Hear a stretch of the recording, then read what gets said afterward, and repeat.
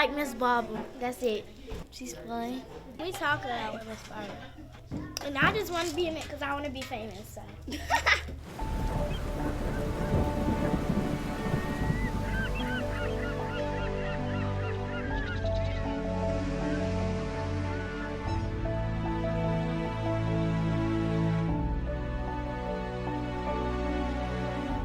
Well, hello, I'm Barbara Sims. I am the computer lab instructor for K through 8 and the K through 5. What they do back there is they have to do homework first before they enter into the computer lab.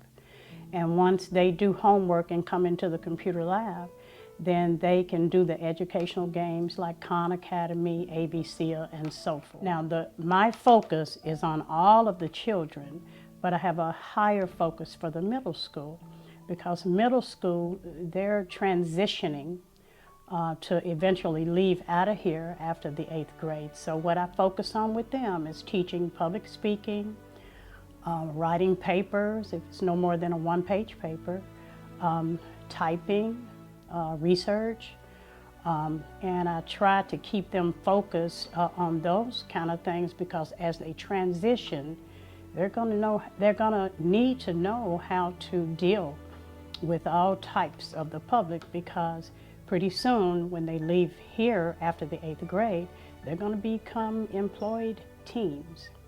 And so that's why I have a little bit of a higher focus for middle school. But when they get to that 6th, 7th, and 8th grade, that's crucial.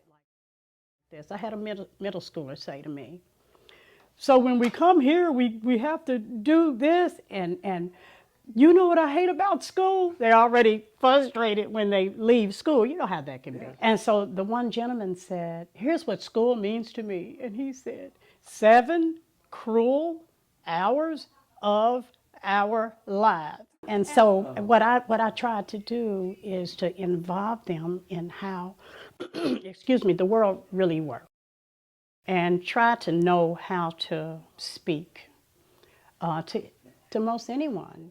I had them to add on to whatever it was I was saying. Then we went around that whole room and they added to that topic.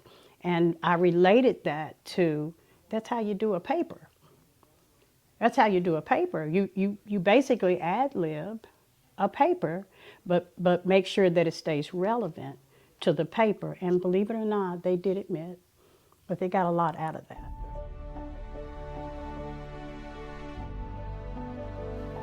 What I did with them this year, I just asked for a one-page paper. That's it. And so what they have to do is, instead of me giving them a topic, I let them do their own topic, something that may have been dear to them. Mm-hmm. So we did that. And what I did was, they do a rough draft. Just write it down. Just write it down. And then let's go and type, because they have to do typing, like I timed them and give them something to type. Some of the choices that they picked on their papers was really interesting. One student picked career choices. Another picked what art means. Someone else picked running track. Someone else picked changing for the better. So what they had to do was rough draft those titles, type it. I had to look at, some of the mistakes, and now I had to clean it up, just clean it up. Put it on a jump drive, show them how to do that, saving documents and things like that, just basically getting them ready of some things that they didn't know about. So at school, you may not get that, but what you're not getting there, you can get a little more here. And then they had to present it. So when they got up to do, in which we're learning public speaking as we go with that. And so when they get up in front of their peers, what I asked the peers to do is to do the critiquing.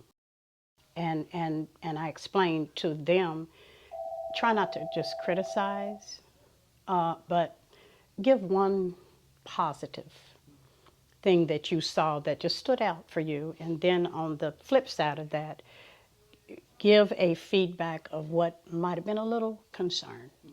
And that's what they did. And so they all ended up doing well. But here's the thing: I asked them all, "Do you think you can do this again?"